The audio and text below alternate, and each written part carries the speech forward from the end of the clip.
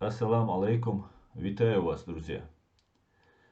Поздравляю украинский народ с победой и признанием поражения, своего поражения русскими фашистами.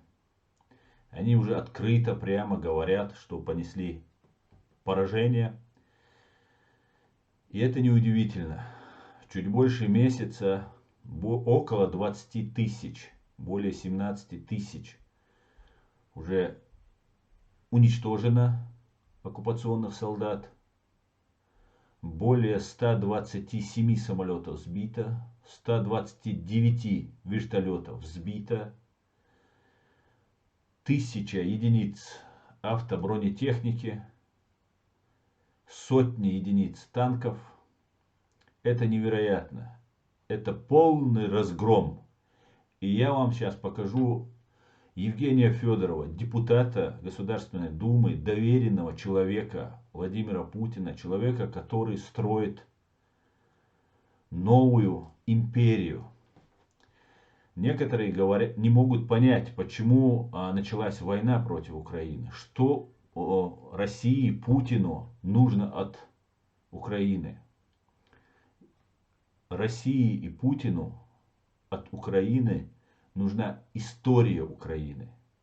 И без Украины эта история будет выглядеть смешно и не по-настоящему. Именно поэтому ведется против вас война. Это очень странная война. Наверное, это единственная такая война в мире, когда воюют из-за чужой украденной истории, присвоив ее себе. И чтобы та часть когда-то Советского Союза, часть страны безвозвратно уходит в свободное, независимое плавание. Люди, которые решили построить империю, во главе которых будут они, новое дворянство, КГБ, ФСБ, Путин, Патрушев и другие. Происходит нечто удивительное. Распиаренная на весь мир вторая армия в мире несет колоссальные потери. И по всей видимости в ближайшее время будет нести еще больше. Но не стоит радоваться, спешить радоваться. До победы еще далеко.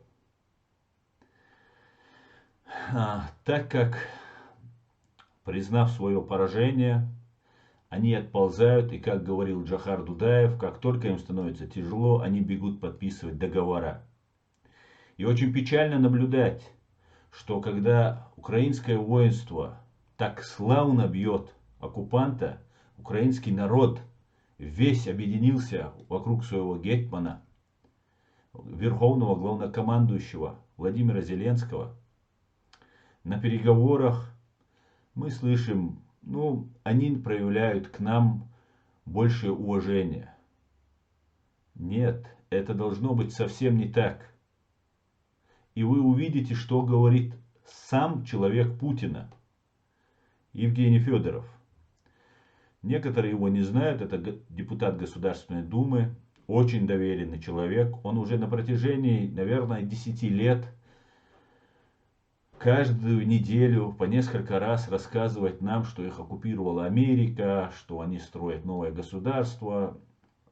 Этот флаг и национально-освободительное движение, координатором якобы которого он является, несут идею того, что Россия оккупирована, они должны выйти из-под американской, соответственно, конечно, оккупации. На самом деле это договор, международный договор многих стран. Конечно, Америка великая держава и играет очень большую роль во всем мире. И Россия когда-то согласилась с этим. И Ельцин, тогдашний президент, поехал в Америку. И фактически, встав на колени, хотя это он не вставал на колени, он сказал: Господи, благослови Америку. Ту самую Америку, которая загнивала и вот-вот должна была развалиться. Ту самую Америку, которую они хотели разбомбить и превратить в ядерный пепел еще в советское время. Но теперь новые ученики, КГБшники Андропова, новые ученики Андропова начинают по-новому, уже перейдя с колхозной экономики на рыночную экономику, на рельсы рыночной экономики, пытаются создать свою империю, где они будут дворянами. Об этом в 2000 году сказал Патрушев, Николай Патрушев, директор ФСБ, тот самый Николай Патрушев, который был замечен, фигурировал во время так называемых рязанских учений, когда сотрудники после серии взрывов, 4 взрывов жилых домов по России, где русские террористы из ФСБ убили русских женщин и детей, 307 человек, в том числе и мужчин, и были в Рязани задержаны сотрудники ФСБ после закладки бомбы гексогена, мешков с гексогеном в подвал дома в Рязани при попытке подрыва 5-го дома. И вот теперь фактически русские фашисты из КГБ и ФСБ признают свое поражение. И очень печально, что на переговорах доминантами являются не наши, а эти фашисты. Они только начали, уже сбавили тон, говорит Арестович, и начали чуть мягче разговаривать. Я считаю, что это абсолютно правда. Русские фашисты из КГБ, ФСБ понимают только язык силы. И вообще другого языка они не понимают.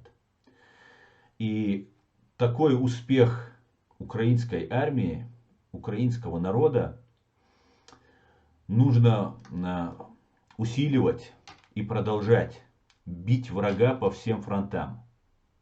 Посмотрите, что говорит Евгений Федоров. Я сделал несколько вырезок из его выступления, из более часового его выступления. И давайте просто послушаем, что он говорит. Поражение, определенное тактическое все-таки, да, оно должно прийти к определенным выводам. Выводы, на самом деле, те, которые были изначально, мы постоянно говорили. Выводы какие? Идеологический вывод. Невозможно победить, не имея идеологии освобождения Отечества, имея врагом самое большое и сильное государство мира, Соединенные Штаты Америки и их вассалы. Невозможно, технически невозможно. Слушайте, но я вот сейчас просто смотрю чат, да, и вот выявляю их сразу, да, вроде как и там символ Z, и за Отечество, и подписываются, да, но сразу же комментарий: позор, проиграли, вот паникерство вот это началось, знаете, чуть-чуть вот сбавили темп, и вот они повылазили сразу же. Так, проиграли, но это не значит позор. Проиграли мы. Армия выиграла. 200 тысяч героев сделали невозможное. Невозможное. Русские... Да, это, конечно, было не чуть-чуть, как говорит этот молодой человек. И как вы видите, Евгений Федоров фактически признает, открыто признает проигрыш России. Давайте послушаем еще, что он говорит. У нас он не зачищен. То есть не решена основа процесса управления национального. Следовательно, они будут гадить. Будут ли они гадить вот в этих условиях санкций? Будут, конечно.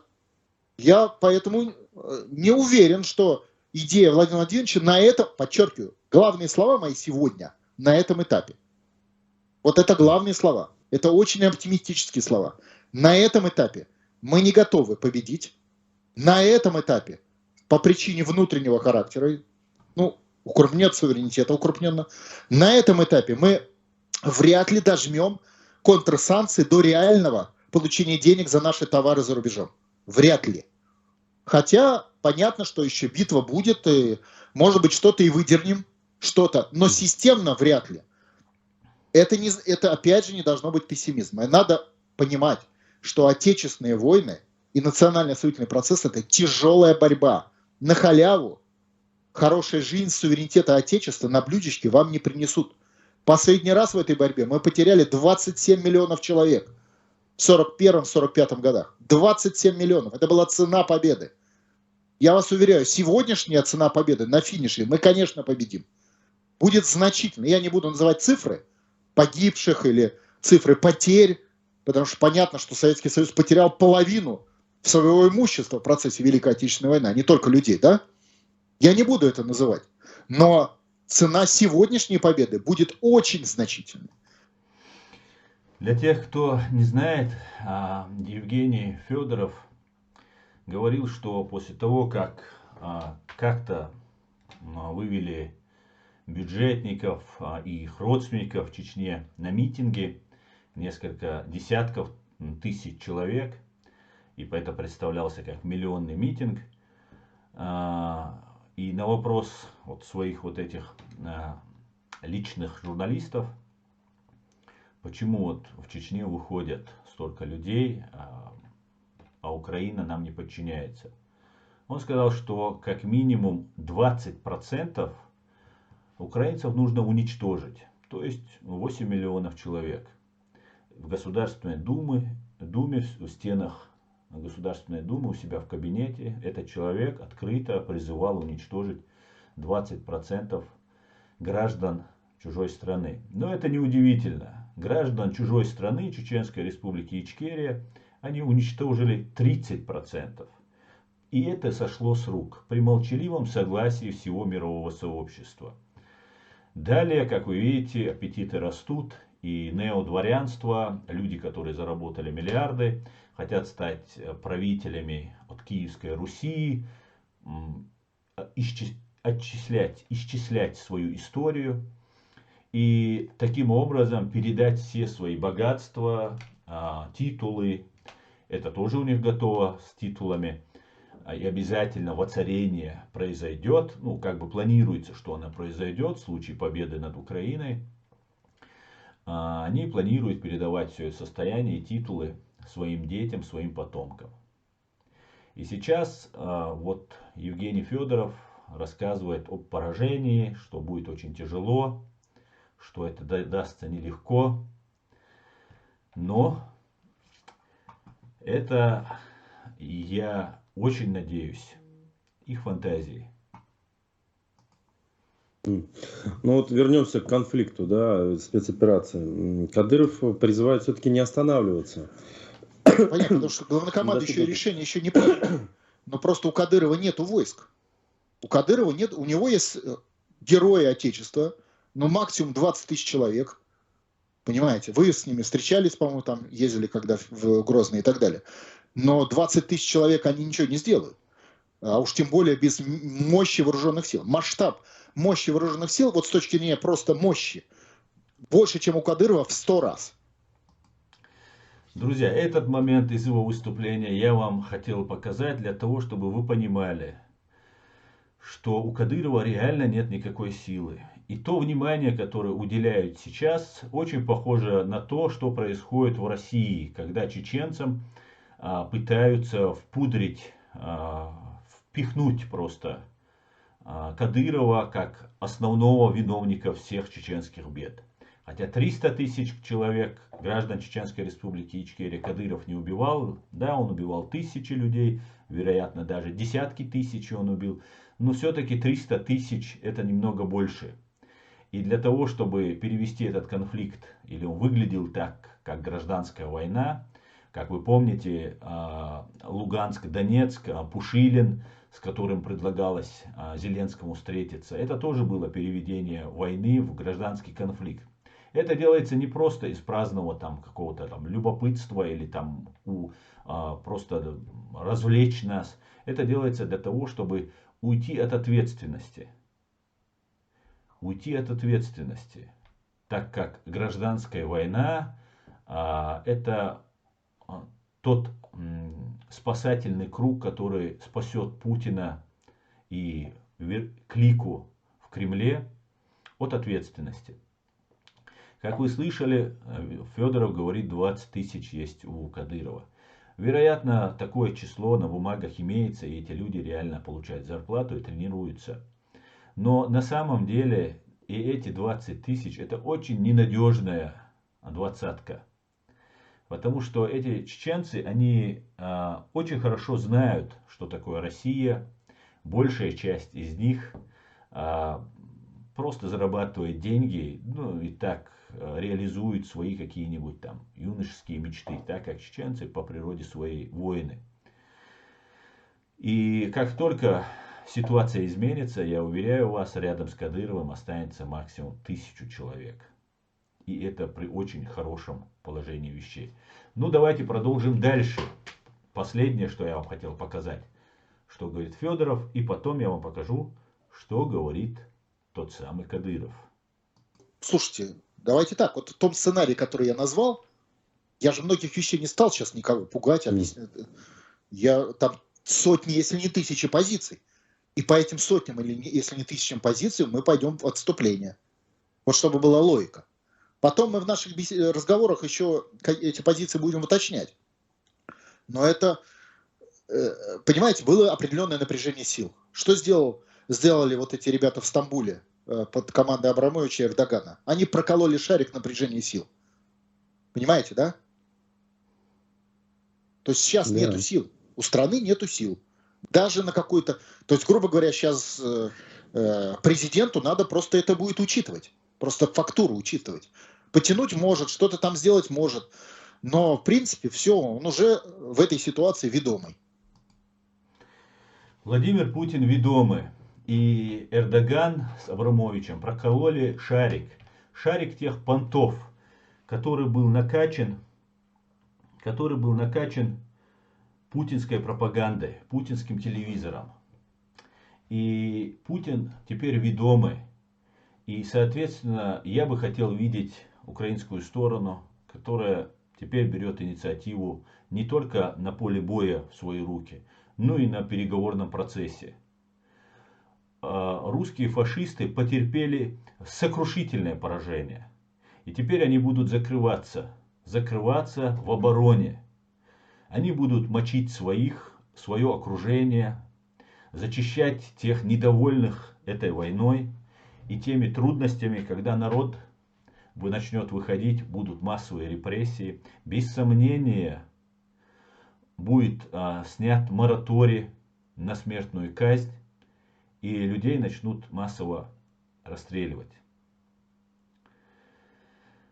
Но для этого они очень долго готовились к этому. И вот Евгений Федоров подготовил за эти 10 лет последние очень неплохую группу, ну, можно сказать, их психически нездоровых людей.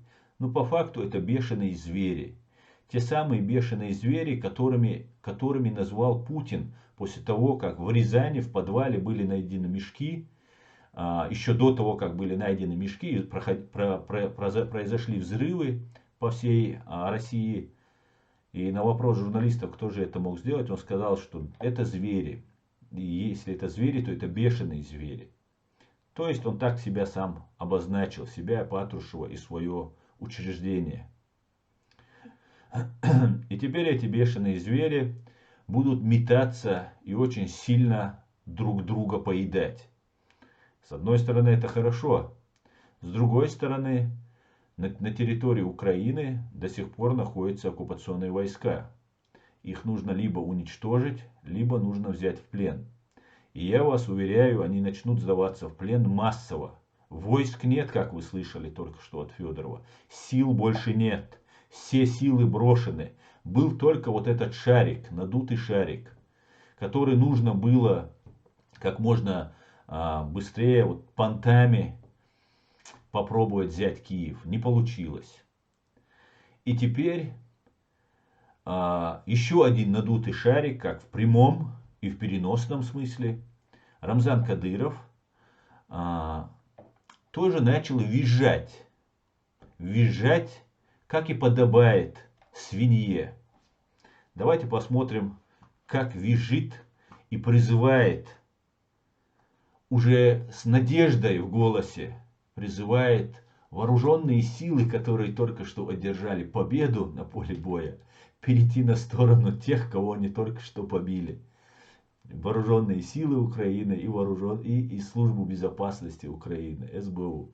Давайте послушаем вот этого чудика. Для защиты украинского народа. Ни на какие уступки мы не пойдем. Это господин Мединский что-то ошибся, да, он формулировку, да, он неправильно сделал, да. И поэтому вам не стоит волноваться. У нас есть свой командир, президент, верховный главнокомандующий, который смотрит на 100 лет вперед. Да. И вы... Вот здесь я просил бы обратить внимание, который смотрит на 100 лет вперед. Это именно то, о чем я говорю. Идет борьба за историю Украины. За то, чтобы владеть и пользоваться как своей, чужой украденной историей. Русские украли все, начиная от матрешки, заканчивая историей. Также они крадут доблесть чеченских воинов, которые сражались в маленькой республике против огромной армады. Армады, которую они одолели, били так, как еще никто никогда в истории. И теперь они хотят захватить эту историю Украины. Да, народ будет нищий, народ будет запуганный, народ будет, как и всегда, он был никем и ничем в России, но будет дворянство. Дворянство с великой, со славной историей Киевской Руси, с победами, ну они так планировали, с победами чеченских воинов, которые будут заменять им предателей в виде вот этого человека и вот его окружения. Вот все будет украдено. Все должно быть украдено и должна быть построена украденная империя. Но, к большому сожалению, для них им это не удалось. Давайте дослушаем этого чудика. Если думаете, что он бросит начатое, да он просто так, вот как сегодня нам это приносит, это никогда не правда. В Чеченской республике была война, все западные европейские государства давили на Россию, поддерживали терроризм, потому что их спецслужбы, работники спецслужб были виновны. Но президент закончил войну, восстановил республику, и мы живем на правовом государстве. Ну, какое это правовое государство, я знаю не понаслышке. И здесь вы можете услышать, что Путин не отступит, он говорит. И это правда. Он будет до конца бороться, потому что на карту поставлено все. Так же, как было поставлено на карту все в 1999 году, когда Путин с Патрушем взорвали свои дома. Просто тогда мир и западные спецслужбы, которые прекрасно знали, кто взрывал эти дома, закрыли на все глаза. И тогда выражали озабоченность, потом выражали озабоченность, озабачиваясь и так далее. И Путин почувствовал безнаказанность. Он почувствовал, что он великий правитель, что он строит то самое неодворянство, новую империю. Хотя в планы входит, конечно же, после захвата Украины дойти до Берлинской стены. Об этом тот же Федоров неоднократно говорил. Вот это для того, чтобы понимали, что переговоры, заигрывания – это только лишь уловки.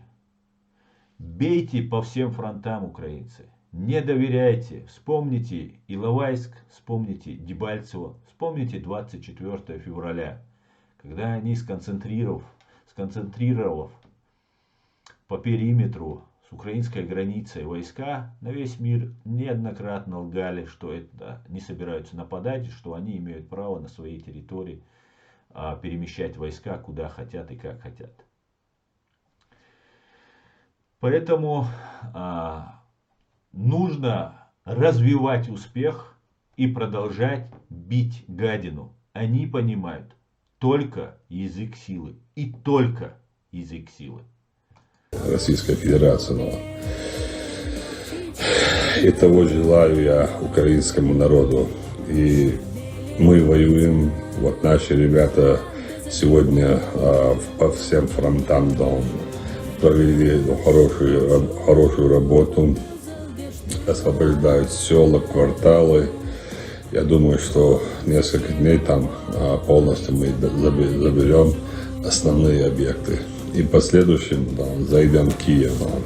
Если Киев сам не придет к нам, то мы должны прийти в гости, как нежданные гости. Как говорится, если гора не идет в Магомед, то Магомед идет в горе. Поэтому, если вы не хотите, чтобы мы пришли с войной не с украинским народом, а с теми бандеровцами, я еще раз призываю СБУ, станьте рядом с нами, с Министерством обороны. Давайте вместе уничтожим этих шайтанов, бандеровцев, нациков. Ваши предки воевали против них. Ну, это уже, конечно, дальше лирика. Но я бы хотел бы рассказать о том, о чем он говорит, для тех, кто не понимает. Ваши бандеровцы, ваши нацики, в кавычках, конечно, это те же самые наши ваххабиты. Люди, которые имели какие-то свои взгляды, и среди них была агентура. Я более чем уверен, среди националистов в Украине есть, конечно, и российская агентура, и очень нужно быть бдительным по этому поводу. И таким образом, разделив наше общество, не воюя, как говорят они, с чеченским народом, как сейчас Кадыров рассказывал нам, что не воюя с украинским народом, они убивали чеченский народ целенаправленно. Да, ваххабиты, не ваххабиты, суфисты, каратисты, не имело значения. Убивали всех подряд. Был геноцид обычный. И это все, конечно, ложь, как обычно, которая исходит из уст русских фашистов. А Кадыров самый настоящий русский фашист. И не называйте его никаким чеченцем, он даже не чеченоговорящий, так как он даже изъясняться не может нормально на русском. Кому-то кажется, что он изъясняется плохо на русском, он не может изъясняться даже на чеченском. И вот таким образом нас делили. И сейчас, если вы, украинцы, дадите слабинку и скажете, да, быстрее бы этот Басаев, как было у нас, да, быстрее покончили бы с Басаевым, покончили с Дудаевым, и мы бы зажили бы. Мы видим сегодня, как мы зажили. На протяжении многих лет нас убивали без суда и следствия, сажали, пытали, репрессировали, делали над чеченским народом все, что угодно. И тех людей, которых они набирали в свою армию, в свою вот эту бандармию, вероятно 20 тысяч, эта цифра имеет место быть. Вот эти 20 тысяч пытали, конечно, не эти 20 тысяч, там несколько отборных десятков головорезов, которые этим занимаются, садисты по призванию, по душевному порыву. Вот эти 20 тысяч и другие чеченцы, которых сейчас массово будут призывать, которые служили там в неведомственных охранах, там в разных других силовых структурах оккупационной армии, что фактически совершали они преступления против своего народа, эти люди сейчас массово будут отправляться на войну. Так как война не закончилась, они будут новые и новые силы забрасывать. Как лугандонцев и кадыровцев. Это в принципе одно и то же. Оба предатели своего народа. Их посылают первыми, чтобы потери русской армии были меньше. Это старая царская тактика ведения захватнических войск. И с тех пор с успехом справляются вот эти предатели своего народа, что лугандонцы, что кадыровцы, кадыровдонцы, которые умирают в первую очередь за русскую армию. И я хочу этим видео напомнить, что Они признали свое поражение. Это очень хорошая новость. Успех нужно, снова говорю, нужно развивать, продолжать, освобождать все земли, переходить в контрнаступление. И я уверяю вас, что массово будут сдаваться, должны быть готовы лагеря для военнопленных. Их будет очень много. И вот тогда режим Путина рухнет. И это в руках вас, украинцы. Не надейтесь, что какая-то русская оппозиция, какие-то там бандиты меловые, мегаворы и по некоторым данным заказчики убийств, Ходорковские, Каспаровы какие-то, ну и другие, Навальнята, что-то сделают, не сделают. Они будут только говорить, чтобы Запад помог, Запад должен сделать. Хотя это их, в первую очередь, их ответственность. Они должны заниматься этим. И не поднимется никакая русская общественность в России. Она задавлена. Ее никогда и не было, в принципе, как таковой, за исключением нескольких алмазов в этой куче, нехорошей куче. Армия свергнуть Путина тоже не сможет. Она сейчас задействована в Украине и будет воевать там в Украине. И опять же очень много сделано для того, чтобы взять под контроль эту армию и этих генералитетов. И Кадыров выполнял со своими вот этими тысячами головорезов, выполнял роль охраны Путина от этого генералитета. Путин прячется в бункере, у него очень доверенные лица, люди, которые повязаны с ним морем крови и убийством Путина. Он не может просто выйти и сказать: я убил Путина, давайте заживем теперь мирно и исправим все ошибки. Нет, он такой же преступник. Любой человек из его окружения — это страшные, матерые преступники и убийцы. Поэтому на них рассчитывать не стоит. Единственный, кто может смести Путина и стать лидером в славянском мире на постсоветском пространстве, а вероятно всего славянского мира, как и положено с зарождения Киевской Руси, это украинская нация. Та нация, которая сегодня показала, что это настоящая нация, настоящая, единая. Хоть и много, как и у свободных людей, как и у нас, у чеченцев, много противоречий и проблем. Несмотря на это, во время опасности, объединившись, так славно бьют врага. Только вы сможете, украинцы, смести вот эту путинскую власть. И как сказал Джохар Дудаев, солнце свободы зайдет со стороны Украины. Слава Украине, слава Ичкерии.